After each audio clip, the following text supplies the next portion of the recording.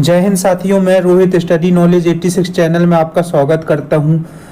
आज का हमारा टॉपिक है सार्थक अंक या सिग्निफिकेंट डिजिट या सिग्निफिकेंट स्कोर या इसे ही सिग्निफिकेंट फिगर के भी नाम से जाना जाता है। तो सार्थक अंक या सिग्निफिकेंट डिजिट से रेलवे ग्रुप डी 2018 में प्रीवियस ईयर में काफ़ी सारे प्रश्न पूछे गए हैं और जैसे कि निम्न में से कौन सा सार्थक अंक है और 4 ऑप्शन दे दिए गए।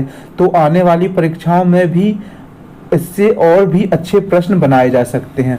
तो इस टॉपिक को अच्छे से पढ़ना बहुत ज़रूरी हो जाता है। इसके बाद सार्थक अंक या सिग्निफिकेंट डिजिट से संबंधित कोई भी प्रश्न आप आसानी से हल कर पाएंगे मात्र 1 से 2 सेकेंड में।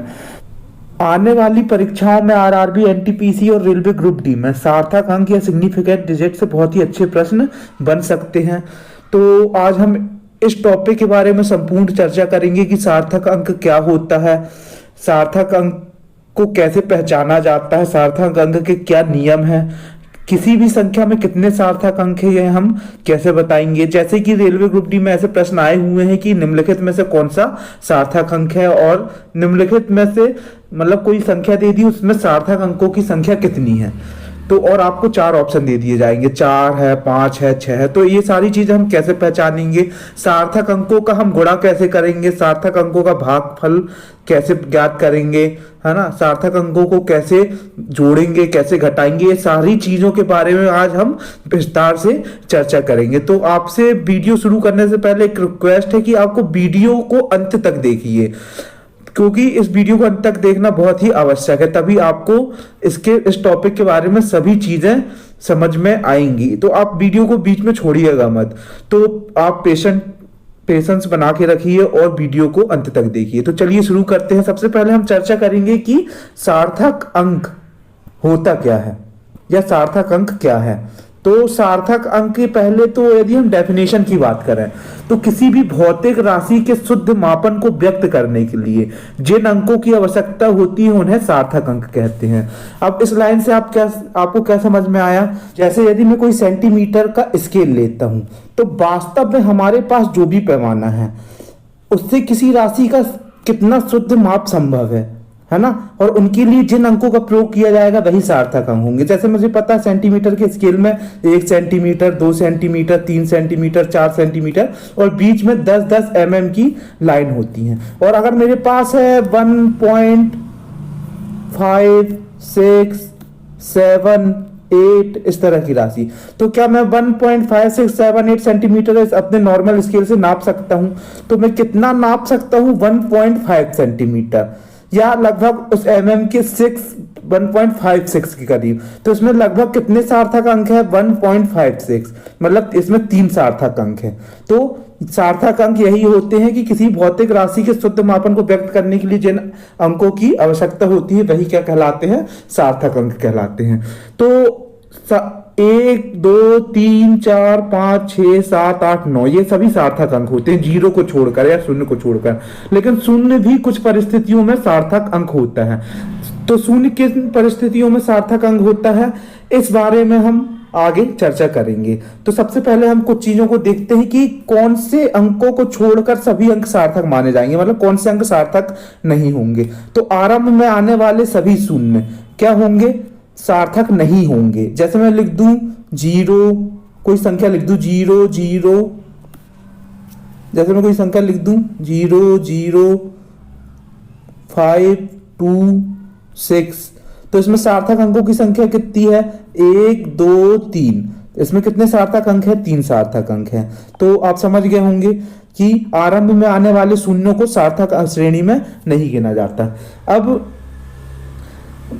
बाद के वे शून्य जो केवल जगह भरने या स्केल बताने के लिए लगाए गए हों वह भी क्या कहलाएंगे? सार्थक अंक की श्रेणी में नहीं आएंगे।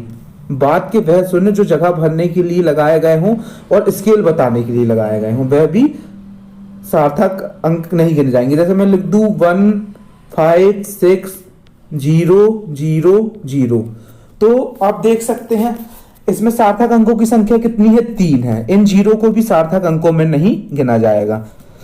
जैसे मैं लिखूं 4 kg, मैंने 4 kg लिखा, इसमें सार्थक अंक की संख्या कितनी है? 1 है। अब मैं इसी को लिख दूं 4000 ग्राम। मेरे पास पैमाना किसका था? किलोग्राम का। मैं अगर इसमें इसको व्यक्त कर देता हूं 4000 ग्राम में, तो उसमें सार्थक अंकों की संख्या कितनी होगी? एक ही होगी।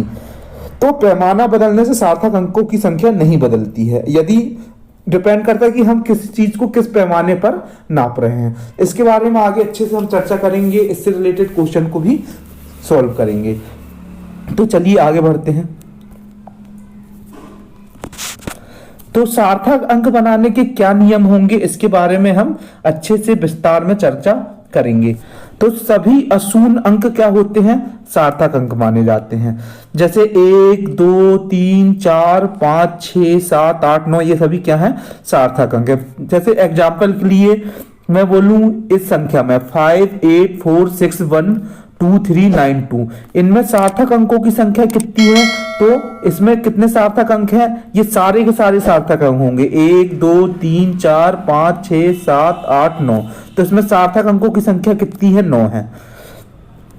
अब मैं कोई और भी डिजिट ले लूं, जैसे मैं बोलूं 4, 5, 6, 1, इसमें कितनी सार्थक अंक है? इसमें 4 सार्थक अंक है। मतलब ऐसे जितने भी नंबर जो अशून्य अंक से बनेंगे, नेचुरल नंबर से बनेंगे, वे क्या होंगे? 1, 2, 3, 4, 5, 6, 7, 8, 9 से बनेंगे, वे सभी के सभी क्या होंगे? सार्थक अंक होंगे। उम्मीद है आप समझ गए होंगे। अब वैसे तो शून्य सार्थक अंक नहीं होता, लेकिन यदि शून्य दो अशून्य अंकों के बीच में आता है तो वह सार्थक अंक होगा। जैसे मैं बोलूं 409, इसमें सार्थक अंकों की संख्या कितनी है? 1, 2 और 3। लेकिन यदि मैं बोलूं 490, इसमें कितने सार्थक अंक हैं? इसमें 2 सार्थक अंक हैं। तो आपको ध्यान रखना है, यदि शून्य दो अशून्य अंकों के बीच में आता है तो उसे सार्थक अंकों की श्रेणी में रखा जाएगा, उसे सार्थक अंक गिना जाएगा। जैसे इस संख्या में सार्थक अंकों की संख्या कितनी है? 4980506। तो 1, 2, 3, 4, 5, 6, 7। तो इसमें सार्थक अंकों की संख्या कितनी है? 7। जीरो को हमने क्यों काउंट किया? क्योंकि 0 दो अशून्य अंकों के बीच में आ रहा है। अब इसमें सार्थक अंकों की संख्या कितनी? आपको याद रखना है कि दशमलव का कोई प्रभाव नहीं पड़ता सार्थक अंक में, दशमलव का यदि हम स्थान भी बदल लें तो। अब इसमें 0 दो अशून्य अंकों के बीच में आ रहा है, तो इन 0 को भी काउंट किया जाएगा। तो सार्थक अंकों की संख्या 1, 2, 3, 4, 5, 6, 7, 8। कितनी है सार्थक अंकों की संख्या? 8 है। तो उम्मीद है आप समझ गए होंगे कि दो अशून्य अंकों के बीच आने वाले शून्य को भी हम क्या करते हैं? सार्थक अंक की श्रेणी में काउंट करते हैं, सार्थक अंक गिना जाता है। अब आगे, संख्या के आरंभ में आने वाले शून्य कभी भी सार्थक अंक नहीं होंगे। मतलब इसका क्या मतलब हुआ कि जैसे मैं बोल दूं कि 0, 0, 0, 5, 6, 8, तो संख्या के आरंभ में जो शून्य आ रहे हैं वह कभी भी सार्थक अंक नहीं गिने जाएंगे। इसमें कितने सार्थक अंक हैं? केवल 3 सार्थक अंक हैं। अब जैसे थोड़ी एग्जांपल के लिए मैं दशमलव भी लगा दूं 0.0056, तो भी इन्हें क्या सार्थक अंकों की श्रेणी में नहीं गिना जाएगा। इसमें कितने सार्थक अंक है? केवल 2 ही सार्थक अंक है। तो उम्मीद है आप समझ गए होंगे। तो मैंने देखा सभी अशून्य अंक क्या होते हैं? सार्थक अंक होते हैं। जैसे 1, 2, 3, 4, 5, 6, 7, 8, 9 से कोई भी संख्या बनेगी सार्थक अंक होंगे। जैसे यही संख्या दी है, इसमें सार्थक अंकों की संख्या ये सभी सार्थक अंक होंगे 1, 2, 3, 4, 5, 6, 7, 8, 9। तो इसमें सार्थक अंकों की संख्या कितनी है? 9 है। इसी प्रकार दो अशून्य अंकों के बीच आने वाले सभी क्या होंगे? सार्थक अंक होंगे। दो अशून्य अंकों के बीच आने वाले जितने भी शून्य होंगे सार्थक अंक होंगे। जैसे ये 0 है ना, ये सारे क्या होंगे? सार्थक अंक होंगे, है ना। ये तीनों 0 क्या 2 और 9 के बीच में आ रहा है, ये दो अशून्य अंकों के बीच में आ रहा है, तो इन सभी को क्या सार्थक अंक गिना जाएगा। संख्या के आरंभ में आने वाले शून्य सार्थक अंक नहीं होते, ये भी हम समझ चुके हैं। दशमलव बिंदु से युक्त किसी संख्या के अंतिम अशून्य अंक के बाद आने वाले सभी शून्य सार्थक होते हैं। क्या बोलना चाह रहे हैं कि जैसे मैं लिखूं, ऐसे समझिए आप कि जैसे मैंने लिखा 5800, इसमें सार्थक अंकों की संख्या कितनी है? इसमें 2 है। लेकिन यदि मैं इसी को लिखूं 5.8 000। इसमें सार्थक अंकों की संख्या कितनी है? तो अब आपको ध्यान रखना है, दशमलव के बाद या दाईं ओर जितने भी शून्य आते हैं उन्हें सार्थक अंक गिना जाता है। तो इसमें सार्थक अंकों की संख्या कितनी है? 1 2 3 4 5। तो इस लाइन का उम्मीद है आप मतलब समझ चुके होंगे कि दशमलव बिंदु युक्त किसी भी संख्या के अंतिम अशून्य अंक के बाद आने वाले सभी शून्य क्या होंगे? सार्थक अंक होंगे। तो जैसे ये एग्जांपल लिखा है 5.6300, तो इसमें सार्थक अंकों की संख्या कितनी है? 1 2 3 4 5 6। सार्थक अंकों की संख्या इसमें कितनी है? 6। अब इसमें सार्थक अंकों की संख्या कितनी है? तो शुरू के शून्य को हम कभी भी काउंट नहीं करते हैं, आपको याद रखना। लेकिन अब दशमलव लग गया है तो बाद के शून्य को काउंट किया जाएगा। मैंने अभी पढ़ा लाइन में कि अगर संख्या दशमलव युक्त है तो दाहिनी ओर आने वाले शून्य को क्या किया जाता है? काउंट किया जाता है। तो 1 2 3 4 5, इसमें सार्थक अंकों की संख्या कितनी है? 5 है। उम्मीद है आप समझ पाए होंगे। अब दशमलव बिंदु रहित संख्या में अंतिम अशून्य अंक के दाहिने वाले शून्य सार्थक हो भी सकते हैं और नहीं भी हो सकते हैं। अब इस लाइन का क्या मतलब है, आइए हम डिटेल में इसके बारे में चर्चा करते हैं। जैसे यदि कोई ऐसी संख्या है जो मापन में ना हो या पैमाने में ना हो, जैसे मैं लिखूं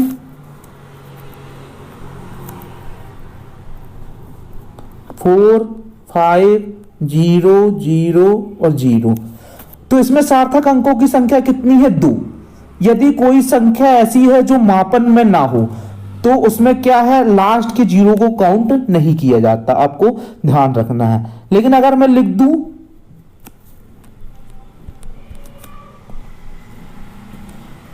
4000 kg, अब मैंने इसमें पैमाना यूज कर लिया, तो ये क्या है? 4। तो ये सभी के सभी क्या हो जाएंगे? सार्थक अंक हो जाएंगे। इसमें सार्थक अंकों की संख्या कितनी है?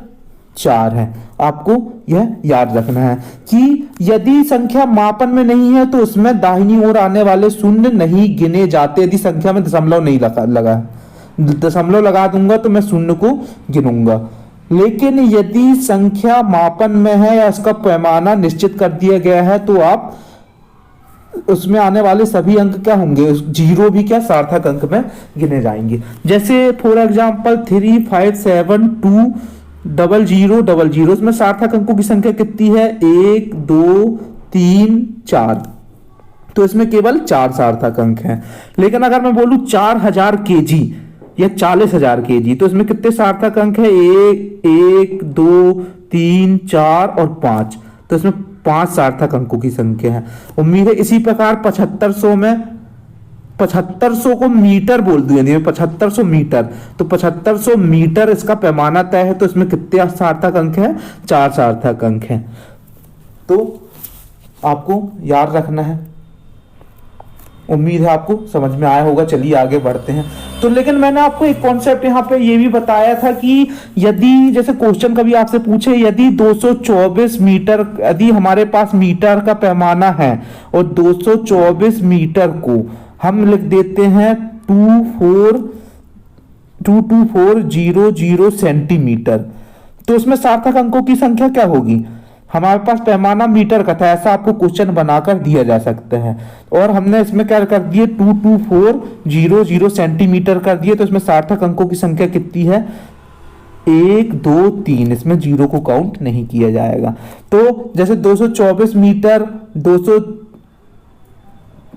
22,400 सेंटीमीटर और 2,24,000 मिलीमीटर, ये सभी क्या है? इन सभी में सार्थक अंकों की संख्या कितनी है? 3 ही है।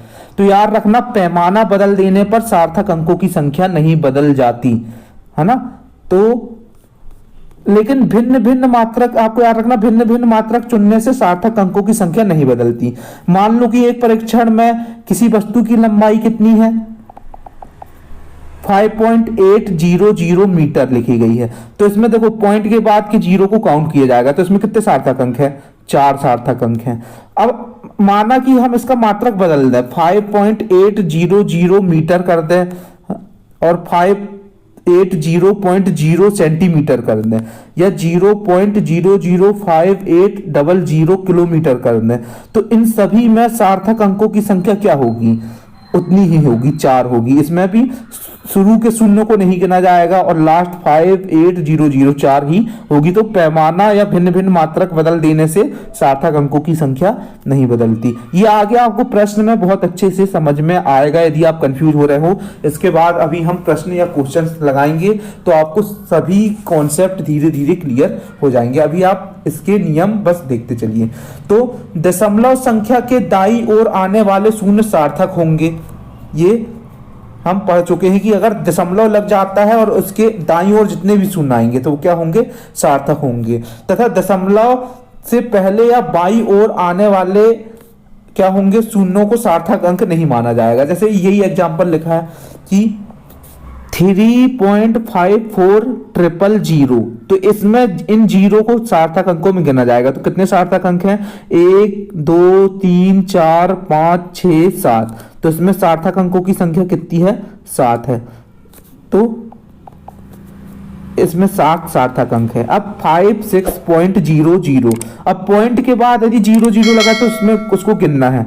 तो इसमें सार्थक अंकों की संख्या कितनी है, 4 है। अब जैसे यही संख्या लिखी है आप देख सकते हैं, ये जो संख्या लिखी है इसमें सार्थक अंकों की संख्या, अब हम इस संख्या के पहले आरंभ में जो जीरो आएंगे, चाहे दशमलव लगा हो चाहे ना लगा हो, उससे कोई मतलब नहीं, इन्हें काउंट नहीं किया जाता। तो इसमें कितने सार्थक अंक है, 5 6 7, मतलब 1 2 3, और चूंकि दशमलव लग गया है तो इसके बाद ये जीरो गिना जाएगा, 4 5। तो इसमें सार्थक अंकों की संख्या कितनी है, इसमें सार्थक अंकों की संख्या है 5। इसी प्रकार 6 9 00 000, इसमें कितने सार्थक अंक है, तो पॉइंट के बाद जीरोस को गिना जाएगा। तो 2 और 3 5 6 7। तो इसमें सार्थक अंकों की संख्या कितनी है, आप समझ चुके हैं। इसमें सार्थक अंकों की संख्या है 7। अब आपको ध्यान रखना है, ये बहुत ही इंपॉर्टेंट पॉइंट है कि जो संख्याएं गिनकर प्राप्त नहीं होती, अर्थात जो किसी मापक यंत्र की सहायता से प्राप्त नहीं की जा सकती, यथार्थ होती हैं, उनमें अनंत सार्थक अंक होते हैं। जैसे r बराबर d/2, त्रिज्या बराबर क्या होता है, व्यास बटे 2, है ना, या s बराबर 2πr, परिधि क्या होती 2πr। तो इसमें जो 2 है, 2 गुणांक है, ये क्या है, इसमें अनंत सार्थक अंक होंगे, क्योंकि इसको मैं लिख सकता हूं 2.0000, चाहे मैं जितने जीरो ले लूं। तो जो भी संख्याएं जो होती है यथार्थ होती, जो फिक्स होती हैं। जैसे मैं बोलूं 20 सेब, तो यहां 20 सेब क्या है, ये फिक्स है एकदम, है ना।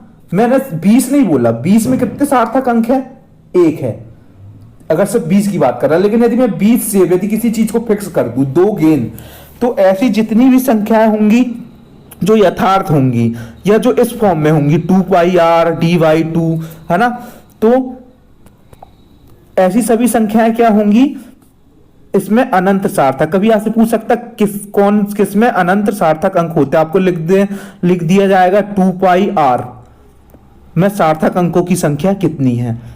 तो इसमें क्या होंगे, अनंत सार्थक अंक होंगे। या बोल दे, कभी कोई क्वेश्चन बना के दे सकता है कि r बराबर d/2, और फिर आपसे पूछे तो कितने सार्थक अंक होंगे, या कोई ऐसा फॉर्मूला दे सकता है। तो आपको याद रखना है, जो संख्याएं गिनकर प्राप्त नहीं होती, अर्थात किसी मापक यंत्र की सहायता से प्राप्त नहीं की जाती, यथार्थ होती, यथार्थ मतलब सत्य होती हैं, उनमें अनंत सार्थक अंक होते हैं। उदाहरण के लिए r बराबर d/2, s बराबर 2πr, है ना, इनके गुणांक 2 में कितने सार्थक अंक हैं, अनंत सार्थक अंक। अभी आगे जब हम क्वेश्चन करेंगे, प्रश्न करेंगे, तो ये सारी चीजें हमको अच्छे से समझ में आएंगी। तो अब आगे बढ़ते हैं। यदि किसी संख्या को 10 की घातों के रूप में, मतलब वैज्ञानिक पद्धति में कोई संख्या लिखी गई है, अगर सरल शब्दों में समझें, जैसे 4.6 गुणे 10 की घात में लिख दूं -8, या 10 की घात -6, या 10 की घात 6, तो इसमें 10 की घातों को सार्थक अंक नहीं गिना जाता, इसमें इसका कोई प्रभाव नहीं पड़ेगा। तो आपको इसमें सार्थक अंकों की संख्या कितनी है, केवल और केवल 2 है। तो 10 की घातों का सार्थक अंक पर कोई प्रभाव नहीं पड़ता। जैसे 4.60 गुणे 10 की घात -5 में कितने सार्थक अंक है, 3 सार्थक अंक है। 5.01 गुणे 10 की घात 7, इसमें कितने सार्थक अंक हैं, इसमें 3 सार्थक अंक हैं, आपको ध्यान रखना है। 6.008। अब दो अशून्य अंकों के बीच आने वाले शून्यों को तो गिनेंगे, तो 1 2 3 4 5 6। तो इसमें कितने सार्थक अंकों की संख्या? 6। इसमें 10 की घात का कोई प्रभाव इस पर नहीं पड़ेगा। अब आप समझ चुके हैं कि सार्थक अंकों को हम कैसे पहचान सकते हैं या गिन सकते हैं। अगर आपको वीडियो समझ में नहीं आया है तो एक बार फिर से रिपीट करके इसको डिटेल में समझिए, तो आपको समझ में आ जाएगा कि हमने क्या जाना। हमने जाना कि सार्थक अंक क्या होते हैं। जितने भी प्राकृतिक संख्या है, नेचुरल नंबर होते हैं, 1 से लेकर 9 तक के सार्थक अंक होते हैं। 0 को सार्थक अंक में नहीं गिना जाता। किन कंडीशनों में गिना जाता है? यदि दशमलव के बाद 0 आ रहे हैं किसी संख्या में तो वो सार्थक अंक में गिने जाएंगे। और यदि मापन में लिखे गए हैं, जैसे मैं लिख दूं 4000 किलो, 5000 किलो, तो भी 0 को गिना जाएगा। केजी कर दूं, ग्राम कर दूं, तो क्या हो जाएगा? इन्हें गिना जाएगा। लेकिन मैं इसी 4000 किलोग्राम को 4000 ग्राम में करूं, बदलूं, तो कितने 3 जीरो और बढ़ जाएगा। तो इन 3 जीरो को सार्थक अंक में नहीं गिना जाएगा, याद रखना, आपको ध्यान रखना है। तो इसमें 4000 किलोग्राम में कितने सार्थक अंक होंगे? केवल 4 ही होंगे। अब इसी 4000 किलोग्राम को यदि मैं ग्राम में बदलूं और पूछूं कि 4000 किलोग्राम को यदि ग्राम में ऐसा लिखा जाता है तो इसमें कितने सार्थक अंक? तो सार्थक अंकों की संख्या पैमाने बदलने से नहीं बदलती, है ना।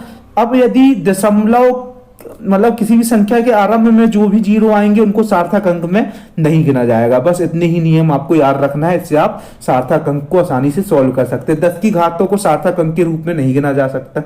अब सार्थक अंकों का योग या अंतर हम कैसे करेंगे? तो इसके लिए बहुत ही सरल है, कुछ नहीं है। इसके लिए योग और अंतर के लिए जो नॉर्मल हम जोड़ते हैं या घटाते हैं वही नियम काम करेंगे। तो योग तथा अंतर की जाने वाली राशि में जो सबसे छोटी राशि होगी उसमें जितने अंक होंगे वही तय करेंगे कि सार्थक अंक कितने होंगे। जैसे मैं यहां पे लिखा है 526.42, आप देख सकते हो, है ना, प्लस 126.2, है ना, प्लस 0.201। इन सबको यदि मैं जोड़ूं तो कितना आएगा? 65821 ग्राम है। लेकिन इसमें सार्थक अंकों की संख्या कितनी है? तो सबसे छोटी राशि में कितने अंक है? दशमलव के बाद ये देखना है। तो मेरे को देखा कि दशमलव के बाद सबसे कम अंक मतलब दशमलव के बाद सबसे कम अंक कितने हैं किस में है, उतनी ही क्या होंगे? सार्थक होंगे। तो दशमलव के बाद सबसे कम हम देख सकते हैं 126.2 है। तो सार्थक अंक, अभी हम इसका आंसर कैसे लिखेंगे? इसका हम आंसर लिखेंगे 652.8। दशमलव के बाद हम जस्ट क्या लेंगे? एक ही अंक क्या करेंगे? लेंगे। तो जोड़ते समय सबसे न्यूनतम जो दशमलव के बाद अंक होंगे उतने ही हमारे आंसर में सार्थक अंक होंगे। आपको यह चीज ध्यान रखना है। अब जैसे मान के चलो मैं लिखूं 6.66। अब मैं इसको सार्थक अंक में यदि लिखूं, मान के चलो मैं इसको जोड़ रहा हूं, अगर तो मैं क्या करूं? अगर ये 6 में हटा रहा हूं तो आपको याद रखना है तो क्या हो जाएगा? ये 6.7 हो जाएगा। मतलब यदि आप जो अंक हटा रहे हैं वो 5 या उससे बड़ा है तो उससे पहली वाली संख्या में 1 जुड़ जाता है। और यदि 5 से छोटा है तो वो जैसे का तैसा, मतलब यहां पे होता है 6.4। थोड़ी देर के लिए सोचिए तो क्या हो जाता है? इसका आंसर 6.6 ही इसका क्या हो जाता? उत्तर हो जाता। बस आपको इतना ध्यान रखना है। जैसे निकटतम मान में यदि हटाया गया अंक 5 के बराबर या उससे अधिक है तो पहले वाले अंक में क्या 1 जोड़ दिया जाता है। और यदि 5 से कम हो तो पहले वाला अंक वैसा ही रहता है। जैसे मैं बोलूं 7.54, अब मैं यदि यहां से 4 हटाऊं तो इसमें क्या हो जाएगा? 7.5 ही रहेगा, इसमें कोई बदलाव नहीं आएगा। लेकिन मैं बोलूं 66.88, अगर मैं ये वाला 8 हटाता हूं तो क्या हो जाएगा? 66.8 नहीं होगा, ये गलत होगा। आपको ध्यान रखना है। क्या हो जाएगा? 66। मैंने ये वाला 8 हटाया, 5 से ज्यादा है तो 66 पॉइंट क्या हो जाएगा? 9 हो जाएगा। इसी प्रकार 69.75, यदि मैं 5 हटाता हूं तो आंसर क्या हो जाएगा? 9.8। बस यदि 5 या उससे अधिक है हटाया गया अंक तो पहले वाले अंक में आपको 1 जोड़ देना है। जैसे अब मैं इसको क्वेश्चन के तौर पर, आपको क्वेश्चन कैसे आ सकता है? तो जैसे आपको आया 2.3 प्लस 10.54 को जोड़िए, सार्थक अंकों की संख्या बताना है आपको। तो आपने इसको जोड़ा, कितना आया 12.84। लेकिन आंसर क्या दोगे, न्यूनतम दशमलव के बाद जितने अंक होंगे उतने ही सार्थक होंगे। सार्थक अंकों की संख्या दशमलव के बाद कितनी है, 1 है, तो अपने आंसर में भी दशमलव के बाद 1 ही अंक आएगा। तो इसको क्या लिखेंगे 12.8। इस 4 को हम हटा देंगे, चूंकि 4 5 से छोटा है तो इसमें कोई प्रभाव नहीं पड़ेगा मान के। लेकिन यदि 12.85 या 12.86 या 12.87 होता तो इसका आंसर क्या हो जाता, 12.9। आपको ये चीज समझना है बहुत अच्छे से, है ना। चलिए आगे बढ़ते हैं। अब सार्थक अंकों का आप जोड़ समझ गए, इसी प्रकार वह उसका घटाव भी होगा, कोई फर्क नहीं पड़ेगा। बस जो दशमलव के बाद जो न्यूनतम अंक होंगे जिस संख्या में, उतने ही हमारे आंसर के सार्थक अंक में भी दशमलव के बाद अंक आएंगे, आपको यह ध्यान रखना है। अब जैसे सार्थक अंकों का हम गुणा कैसे करेंगे या सार्थक अंकों का भाग कैसे करेंगे, आइए इसको समझ लेते हैं। अभी तक इससे प्रश्न पूछे नहीं गए, लेकिन आरआरबी एनटीपीसी में इससे प्रश्न अच्छे लेवल के बन सकते हैं कि आपको दे सकता है कुछ भी संख्या है, जैसे भी हम समझते हैं, तो गुणा तथा भाग करने की क्रिया भी वही रहेगी जो हम नॉर्मल करते हैं। बस इसमें जो सार्थक अंक न्यूनतम सार्थक अंकों के बराबर होते हैं, मतलब इससे आप क्या समझे,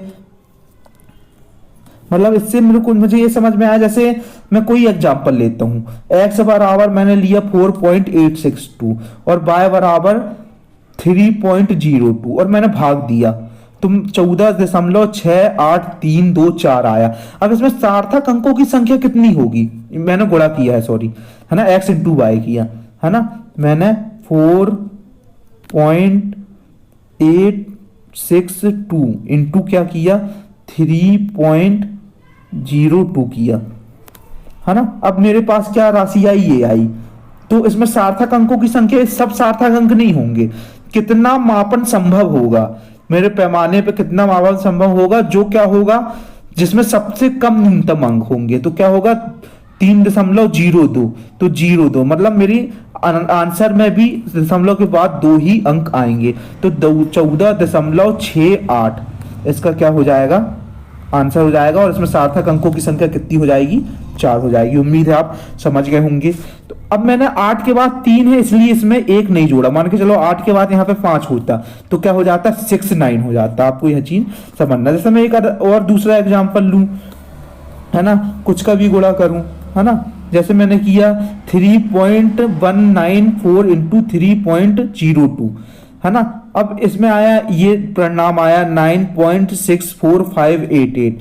इसमें अंतिम उत्तर क्या होगा 3.02, मतलब दशमलव के बाद न्यूनतम 2 अंक है सबसे छोटी संख्या में, तो इसमें भी क्या होंगे, आंसर में भी न्यूनतम 2 अंक दशमलव के बाद लूंगा। तो 9.64 था देखिए, लेकिन इस 4 के बाद 5 है, मैं 5 से संख्याएं हटा रहा हूं, तो चूंकि 5 या अगर 5 है या उससे अधिक है तो पहले वाले में 1 जुड़ जाएगा, तो क्या हो जाएगा 9.65 इसका आंसर हो जाएगा। और इसमें सार्थक अंकों की संख्या कितनी होगी, 3 होगी। तो आपको कभी क्वेश्चन दे सकता है, वो खुद लिख के देगा, यदि x बराबर इतना है, y बराबर इतना है और x इंटू वाई करने पे इतना आता है, तो इसमें सार्थक अंकों की संख्या कितनी होगी, 4 होगी, 3 होगी, 5 होगी। तो आप 1 से 2 सेकेंड में बता सकते हो, है ना। तो कि भाई ये अगर परिणाम लिखा जितने भी होंगे तो कितनी होगी, आप समझ गए, 1 2 और दशमलव के बाद 2 अंक और आएंगे जो न्यूनतम अंक होंगे, 3 4, है ना। तो बस आपको इतना ही ध्यान रखना है। अब जैसे फॉर एग्जांपल और अगर अच्छा क्वेश्चन बनेगा, जैसे बोलेगा माना किसी पिंड का द्रव्यमान 4.237 ग्राम है और आयतन 2.51 सेंटीमीटर क्यूब है, तो और इसका घनत्व है, आपको खुद निकाल के देगा। इसका घनत्व डिवाइड करने पे हमने देखा कि कितना आया, यह प्रश्न में आपको दिया जाएगा 1.688047 इतना लंबा, है ना। तो इसमें सार्थक अंकों की संख्या डिपेंड करेगी जिसमें सबसे कम सार्थक अंक है। सबसे कम सार्थक अंक इसमें है 2.51, तो मतलब दशमलव के बाद केवल 2 ही अंक आपको लेना है। तो आंसर आपका आया 1.68, बस इतना ही आपको लेना। अगर लेकिन देखना 8 के बाद 8 है, 5 से बड़ा है, तो ये क्या हो जाएगा 1.69। आपको यह चीज ध्यान में रखना है। 1.69। आपका आंसर क्या हो जाएगा? 1.69। तो भाग में भी आप समझ हो गए होंगे ना। आपसे वो भाग करने के लिए बोलेगा ना गुणा, है ना, वो आपको खुद करके देगा और पूछेगा कि सार्थक अंकों की संख्या कितनी है। तो आपको बस ये पहचानना है। तो उम्मीद है आप समझ गए होंगे बहुत अच्छे से कि गुणा करने में, भाग करने में, जोड़ घटाने में सार्थक अंकों की संख्या कैसे ज्ञात की जाती है। और यदि आप नहीं समझे तो एक बार वीडियो को रिवाइंड करके आराम से देखिए, आपको सारी चीजें समझ में आ जाएंगी। तो चलिए आगे बढ़ते हैं। अब हम देखेंगे कि प्रश्न कैसे पूछे गए थे। देखिए, तो रेलवे ग्रुप डी 2018 में, है ना, ये प्रश्न आया गया था कि व्यंजक में सार्थक अंक कितने हैं। तो मुझे पता है कि आरंभ के जीरो को नहीं गिना जाता, तो मैं इन जीरो को काउंट नहीं करूंगा। अब इसमें सार्थक अंकों की संख्या कितनी है? 1 2 3। अब दशमलव लग जाता है तो बाद के जीरो को भी काउंट किया जाता है। तो 1 2 3 4 5 6। तो इसमें सार्थक अंकों की संख्या आप देख सकते हैं कितनी है, आंसर 6। ये रेलवे ग्रुप डी का एटीजेट क्वेश्चन है, आप जाके सीट में चेक कर सकते हैं। और आपको कैसे पूछ सकता है कि आपको ये बड़ी सी संख्या देगा और बोलेगा बताओ इसमें सार्थक अंकों की संख्या कितनी है। तो आपको जस्ट गिनना है। आपको पता है 2 अशून्य अंकों के बीच में आने वाले जीरो को गिनना है, दशमलव के बाद वाले जीरो को गिनना है। तो इसमें सार्थक अंकों की संख्या कितनी है? 1 2 3 4 5 6 7 8 9 10 11 12। तो इसमें सार्थक अंकों की संख्या कितनी हो गई? 12। हो सकता है मेरे से गिनने में कुछ मिस्टेक हुई हो, आप गिन के इसको चेक कर लीजिएगा, है ना। बस दशमलव के पहले आरंभ के जीरोस को नहीं गिना जाएगा, और अगर दशमलव लग गया है तो बाद के जीरोस को काउंट करेंगे, और 2 अशून्य अंकों के बीच में आने वाले शून्य को भी काउंट करेंगे। उम्मीद है आप समझ गए होंगे। तो इसी प्रकार 2.56 सेंटीमीटर प्लस 4.3 सेंटीमीटर बराबर यदि 6.86 को सार्थक अंकों में व्यक्त किया जाता है तो निम्नलिखित में से कौन सा सत्य है, आपको बताना है। तो मुझे पता है कि सबसे छोटा क्या है, सबसे छोटा है 4.3। तो मतलब पॉइंट के बाद अगर सार्थक अंकों में लिख रहा हूं तो एक ही डिजिट आएगा। तो 6.86 यदि इसका आंसर है तो इसको मेरे को लिखना पड़ेगा 6.8। लेकिन यदि हटाया गया अंक 5 या उससे अधिक है तो क्या होता है? 1 प्लस हो जाता है। तो इसमें 1 प्लस कर दूंगा तो आंसर कितना हो जाएगा? 6.9। उम्मीद है आप समझ गए होंगे। तो 6.9 आपको कहां दिया है? यहां पर दिया है। अब 50,000 किलो में सार्थक अंकों की संख्या क्या होगी? अब 50,000 केजी है तो इसमें क्या है? पैमाना तय है। तो इसमें सार्थक अंकों की संख्या कितनी होगी? 1 2 3 4 5। तो इसमें सार्थक अंकों की संख्या कितनी है? 5 है। तो दोस्तों आपको यह वीडियो कैसा लगा? यदि वीडियो पसंद आया हो तो चैनल को लाइक कीजिए, सब्सक्राइब कीजिए और शेयर कीजिए। और इसी तरह के वीडियो यदि आप और आगे चाहते हैं तो आप टॉपिक का नाम बताइए, मैं उसमें आसान से आसान और सरल से सरल ट्रिक, चाहे वह मैथ्स का टॉपिक हो, चाहे रीजनिंग का, चाहे जीके का, कोई भी टॉपिक आप कमेंट कर सकते हैं नीचे। मैं आपको बहुत ही अच्छे से और बहुत ही आसान तरीके से उसे समझाने की पूरी ईमानदार कोशिश करूंगा। तो आज के लिए इतना ही, धन्यवाद।